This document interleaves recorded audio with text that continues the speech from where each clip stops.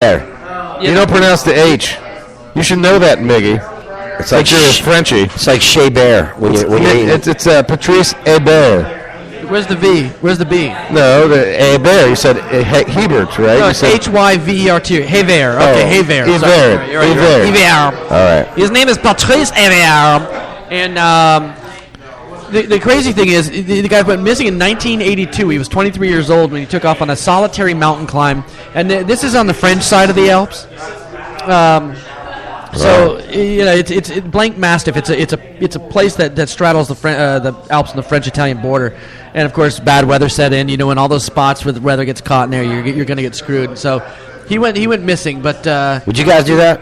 I mean, obviously we're all getting a little older. Probably not a great sport for us to start at this age, but I'm not really ever had a huge desire to. I love hiking. No, not hiking. I'm talking about climbing when you got to use pickaxes and like ropes and crap like that. No, I'm good on that. I would do it. But you know what? If there's like some Mexicans, if there's some Mexicans with a pulley system, and I just sit on the bench and they hike me up. Oh my God, man! Dear God! What? Where's this at? What are you talking about? I'm in the Alps. This is the worst. Oh. Dude, there's Mexicans everywhere working for low wages. Okay, all right. Well, I don't know if that's true. Dear God. You think there's Mexicans in France? No, there's I don't know. I'm assuming. There's probably one or two. Dude, they're trying to make their keep, man. They're trying to earn some money. All right, listen. Anyway. All right. Anyways, another climber was evacuated the same day. I don't know why you guys are so sensitive. So 32 years, this guy's been up there. Like, you know, would have been better. I bet you he wishes they just left him there, dude.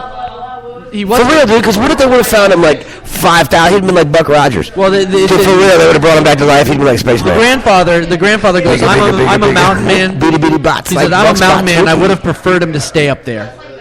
Who said that? His wife? He said he'd rather be. He was better on the mountain than in a coffin. Yeah, no, I agree with that, dude. I think it'd be awesome to find him years from now. They should have just left his ass up there, dude. That's where he died. This happens like a lot, dude. Like you think about guys who go missing on Mount Everest and they're just never found. Well, of course. Who the hell is going to go up there and search for the guy? I saw a special yesterday, another one of these stupid like Bigfoot things on H2 or whatever, and these guys are up. There's supposedly like an Alaska Triangle now. It's between Juneau, Barrow. Oh, now there's an Alaska Triangle. Yeah, well, because 3 times the amount of people. Anything for ratings. Well, it is. It's ridiculous. Dude, it's all done on stats. Discovery shows? Oh my God. Well, this is probably one of those, dude. It's because there's 3 times the amount of people disappear amongst this triangle than anywhere else in the United States. But it's always, it's out in the woods, so. All right, well, guys, we got to jump into a quick commercial break. For all you out there, stay with us. When we get back, we'll deliver you another installment of the Cranial Mission Show Police Blotter. Ah, it's Police Blotter. I love it. It's good. It's my favorite segment. Sancho, get the commercials ready. You ready? Yes. Okay. For all you out there, stay with us. You Craniacs will be right back after this. Now I know there's some bitches out there with some nappy-ass towns that need to go get their nails did. At Niecy's Beauty Crib, we'll get your nails right and your hair tight. You want a fake glass diamond in your nail? Well, little girl, you're gonna get a fake glass diamond in your nail. Honey, you still walk around that busted-ass weed? At Niecy's, we fit your hair up like you wouldn't believe. Bitch, you still scared to burn those nasty pig. Don't worry about your budget. At Niecy's, our prices can't be beat. Maybe ugly now, but we'll get you pretty. Come down to Niecy's on 4th Street, down in Nebo City. Finance is available, baby, regardless of your credit.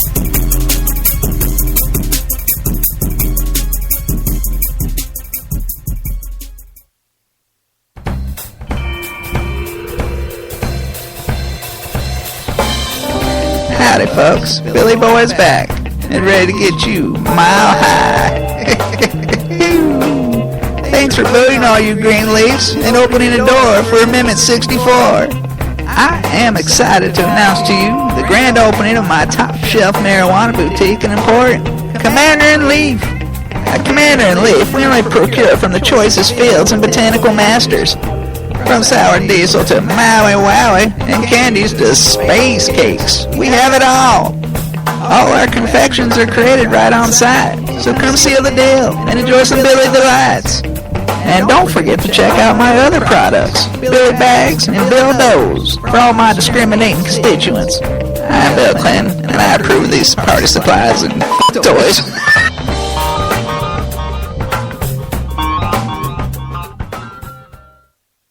It's Superfan Felix Cowell here for the Cranial Emission Show. If the words triumvirate gets you sparky in the South, then listen to my boys, Ben Charles, Miguel Hito, and the Reverend Joey T. Friday nights from 7 to 9. Smooches!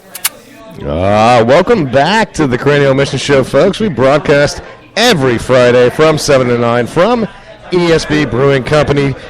15 different beers to choose from. Go and see the ITJ, the illustrious TJ, and look no further than the location, because you have to find us here. And that is at 333 North Falkenberg Road, Sweet D. Sweet tea. 407. You're thirsty, you get those. Whoa. No, All right, no, no just- PB words. Sancho, just maintain. He gets a Really? little You were crazy. about to say, wow. You know, if you're hungry, Sorry, buddy. like Sancho apparently is for some punani, then go and get yourself some food, because Ninja Noms is here. Air-fried egg rolls to choose from, all kinds of different blends. Don't stop till you Ninja Noms. Get some What? right there. Exactly. that Thanks, was- Michael Jackson. Yeah, that was good. 813, by the way, 813-438-6068 is the number to call if you want to be a part of the Cranial Mission Show. Talk to Triumvirate, Ben Charles, Miguel Hito, the Reverend Joey T, Sancho, the producer extraordinaire. We'll screen your calls and bring you into the show. Go to Facebook.com/The Cranial Missions Network. Like that page and follow us at Cranial E on Twitter.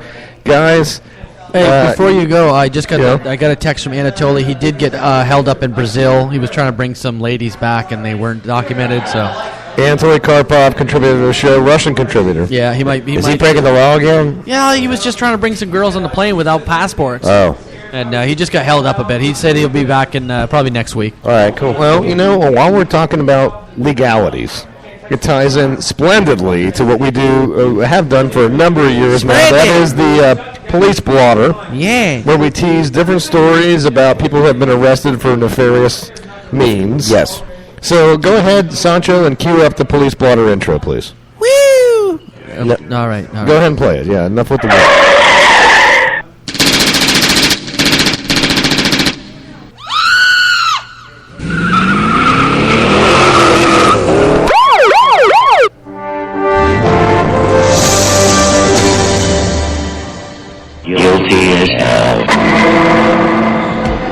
Bang, I have a special story for the week. Wait a second. Now, hold on. I'm trying not to be a control freak. I already let you decide to produce the show. Now all of a sudden you have a special story for the week too. You're really starting to assert He yourself. actually here. ran it by me first. Oh, okay, so all of a sudden everything's a mystery to me. I still don't know about Joe's upcoming interview with an animal, and now you guys have all kinds of other surprise crap for me. You were busy on Tuesday, bro. Yeah, I was busy. I was getting busy. So we took over the show. Okay, so Sancho, you Okay, have this story, All right. this story is a good story. wonderful. This man robs Waffle House with a pitchfork. Yeah. I've been trying to get this story in for like a month now, and I figured this is the only way I could do it. That's by putting Sancho up to yes, it. Yeah. This is in Norcross, Georgia. The police are searching for a man who's suspected of robbing a Waffle House in Georgia while armed with pitchfork. A Waffle House that's located where? Georgia. Georgia. Yes. It's not a J. Norcross, Georgia. It's Georgia, yes. Georgia. J's are silent in Spanish, not G's. Yes. So he said he went in there around 5:30 p.m. and he heard the employees in the back room with the pitchfork, Okay. and he was trying to get the money. And he couldn't get the money, so he just grabbed the register and left. And he was leaving the parking lot, and he tripped and dropped the pitchfork. Okay. It's like he was running from a zombie. I guess you could say he was trying to get them to fork up the proceeds. Yes, this is good joke. Yeah, he probably actually could stop and like flip some hash browns while he's there too, you know? And they followed him and they chased him to a Rite Aid. Do they have a Rite Aid over here? No, they don't have Rite Aids here anymore. No, Rite Aids are all exclusively up north. And he was in a Ford 250, and the window was broken. At least it wasn't a white Bronco. And then we would have been worried about that one, right? No, I don't think anymore. I think he's in jail now, dude. OJ? Yeah, he's in jail. It was a I joke. mean, you guys, you talk about Sancho, you talk about weird weapons. How is to that? It's a use. good surprise, right? Yeah, great, thank you. Anyway, so you talk about weird weapons to use, and look no further than a husband who tried to murder his sleeping wife after discovering that she was leaving him for her lesbian lover that apparently have been jailed for 10 years. Now, what's interesting to me is this guy, first of all, decided to use a rolling pin. But the irony... The kitchen emporium? But no, not the kitchen emporium. Would she not bake or something? Was he like, I want some... Well, he used an actual rolling pin, but here's the real irony, or the... well, it's just serendipity, if you will. His name is Peter Wood. I think that's the problem. Because if you read a little bit in the story, his wife is not just a wife, she's a lesbian. So at some time, I guess during the marriage, she found out that she was, she liked not him anymore. And she liked seafood instead. Right. And I find it very funny that his name's Peter Wood, and she's just repulsed by everything that has to do with that. And maybe that's what led her to it. You know, I mean, that's why he beat her with a rolling pin, because she was not, in fact, rolling around with the wood. There's a lot of symbolism here. A ton of symbolism, I think. You know, this is like... What's the symbology behind this? It's like man versus woman, then there's man versus nature, then there's... And man versus Shaun of the Dead. He needs a God Wood shirt. Yeah, he needs something. He needs probably from Ed to move out of that, divorce his wife if she's a lesbian. Probably should be the first step this guy would make to clean up his life a little bit. Get a sex change. Well, maybe that would work too. Maybe she'd like him. Well, maybe. I just don't think she likes him at all. I think this is like a personal thing. Dude on the top, but a woman on the bottom. I think I can help him, Miguel. I think I could actually, go there and counsel him and help him. I mean, hold on a second. How would that counseling session go? I'll be the guy. My wife left me for a lesbian. I hit her with a rolling pin. All right. Well, first of all, I'd probably have to bail him out, get him out of jail, and you would do that for him? Well, I mean, as long as he's, signed his house over or something. Yeah, we're good. His double wide. Hey, I made a couple of houses that way, my friend, dude. But listen, so you jump bail, I get the house. You know how that rolls, brother. But no, I would just try to tell him, listen, man, maybe it's time to move on. I mean, if you're worried about, her money or whatever, I don't know the situation. I have to find out. I'd have to delve deep into it. But I think I would just pretty much, it's tough to say, Miguel. We'll just let's just go. Wow, on. that was helpful, Joe. Thanks. Yeah, no problem. And Ben. Anyway, Joe, you're responsible for the bad taste in my stomach, which is not unlike what I experience sometimes when I go to Chipotle. Dude, that's not my fault. Which is not unlike when I go to Chipotle. Sometimes that leaves a bad taste in my stomach. Welcome to Chipotle. No, wrong store. That's Moe's. Yeah, that's a totally different story. But apparently Chipotle had a bad taste in their stomach as a corporation after finding out about this Delaware couple, which is native to your homeland, Joe. Yeah, is that how you pronounce it? I thought it was Chipotle. Damn, I've been pronouncing that wrong the whole time. Yeah, these people are from, that's actually... Chipotle. That's one of your... this is one of my stories, yeah. But if you want to dig into it a bit, I just know they said they were from Newark, Delaware, and hence that's where my... Not to be confused with Newark, New Jersey. No, not Newark. Part of America. For some reason, people from New Jersey don't know how to pronounce A, because they call it Newark. There's an A there. Wouldn't it be Newark? I mean, that's what. Well, it does fit Newark because it irks me every time I have to go to that place. Yeah. So anyway, you can talk about something that irks you. How about a Delaware couple busted having sex on top of the Chipotle? Michael Suh and Nicole Jermak. He's 39. She's 27. Are these homeless people? No. The guy owns a Mizu Sushi Bar, and apparently what? The guy owns a sushi bar down the way, and I don't know. It doesn't say here. Why didn't he have sex on the roof of that? I mean, why does he have to go to the roof of Chipotle to get some sushi? Do you know what I mean? If he has a sushi bar. Yeah. I don't know. I don't know if she works there. Maybe she worked there, and he was just like, hey, let's pop up on the roof. I don't know. It doesn't say anything about her. It's amazing, dude. People are just like not. They're not. We're getting very European over here in this country. Well, I mean, I personally, I don't care as long as they're decent looking. So somebody witnessed them having sex on top, and the cops are called. And when the cops got there, they were ordered to come down. And you guys saw the movie Super Troopers, of course, where the guy's like doing the fake bear, and he's like, "Hey, bear effer," and the guy kept doing it. So these people kept doing it for another 20 seconds before they fled, and they got to finish.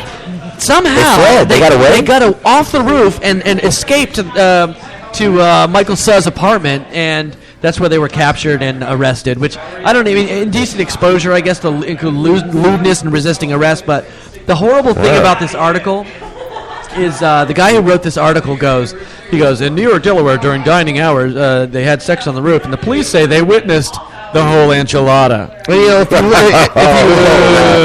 if you look at the couple, they're not a bad-looking couple, really. You look at the picture of them. That woman looks like a man. Well, I mean, you know, lots of roots. The man kind of looks Dead like ends. a woman, so they kind of balance out a little Lots bit. of roots, split ends. Her hair's horrible. Maybe they were just arguing and it was like makeup sex. They just couldn't, control themselves. And it's just time to get her done, dude. I mean, sometimes you got to flee, and